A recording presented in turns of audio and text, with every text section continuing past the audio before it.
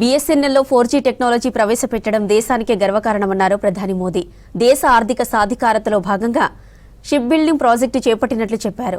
బీహార్లో అక్రమ చొరబాట్లు ఆగాలంటే మళ్లీ ఎన్డీఏ అధికారంలోకి రావాలన్నారు కేంద్ర మంత్రి అమిత్ షా. బీజేపీ మినహా మిగిలిన పార్టీలు తమ సిద్ధాంతాలను మర్చిపోయారన్నారు central minister Nadda.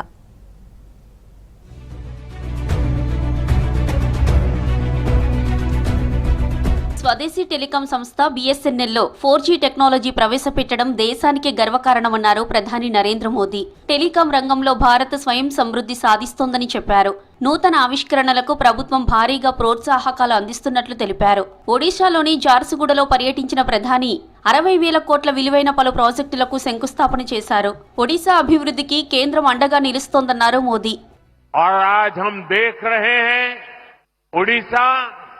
Double engine की रफ्तार से आगे बढ़ने लगा है। आज से बीएसएनएल का नया अवतार भी सामने आया है। बीएसएनएल की स्वदेशी 4G सर्विसेज लॉन्च हुई है। దేశ ఆర్థిక సాధికారతలో భాగంగా ఓడల నిర్మాణంపై దృష్టి పెట్టినట్లు చెప్పారు ప్రధాని మోదీ.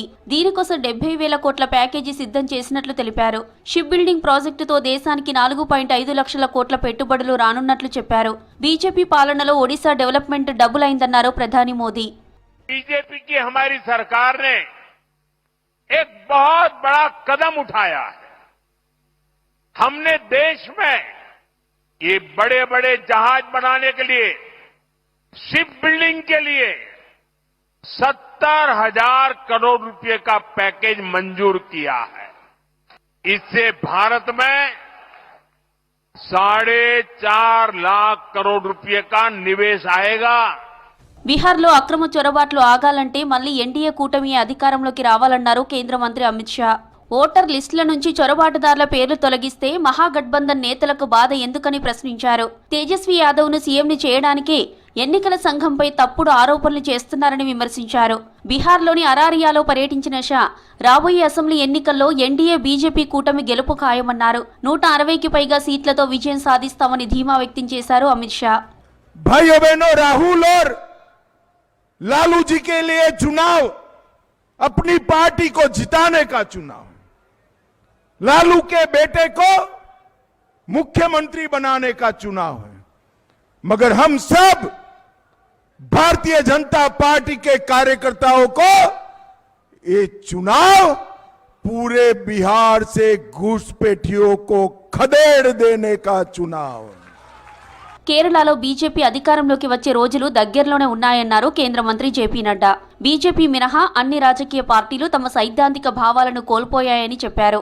వామపక్ష పార్టీలు ప్రాంతీయ పార్టీలుగా మారాయని, ప్రాంతీయ పార్టీలు కుటుంబ పార్టీలుగా మారాయని ఎద్దేవా చేశారు. వాటిని ప్రజలు నమ్మే పరిస్థితి లేదన్నారు. సీఏఏ, యూసీసీపై బీజేపీ స్థిరంగా ముందుకెళ్తున్నట్లు చెప్పారు Nadda. Their ideological grounds have been compromised. The lefts are no more the left. The rights are no more the rights, and regional parties are also becoming family parties. But it is only Bharatiya Janata Party, which is an ideological based party, which is a cadre based party, and which has got a mass following. ఉత్తరప్రదేశ్లో శాంతి భద్రతలకు విఘాతం కలిగించే వారిపై కఠిన చర్యలు ఉంటాయన్నారు CM Yogi Adityanath. మతం పేరుతో ఆందోళనలు చేస్తే ఊరుకునేది లేదన్నారు. తాము అందరినీ గౌరవిస్తామని, కానీ అమాయక ప్రజలను ఇబ్బంది పెడితే క్షమించమంటూ వార్నింగ్ ఇచ్చారు సీఎం యోగి.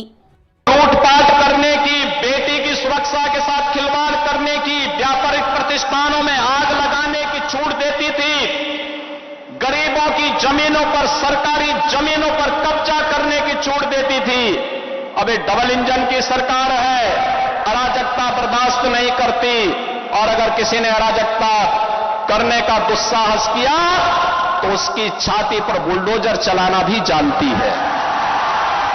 బుల్లెట్ ట్రైన్ పనులు 2027 నాటికి పూర్తి చేస్తామన్నారు కేంద్ర మంత్రి అశ్విని వైష్ణవ్. సూరత్ బిలిమోరా మధ్య ట్రాక్ పనులు దాదాపు పూర్తయినట్లు చెప్పారు.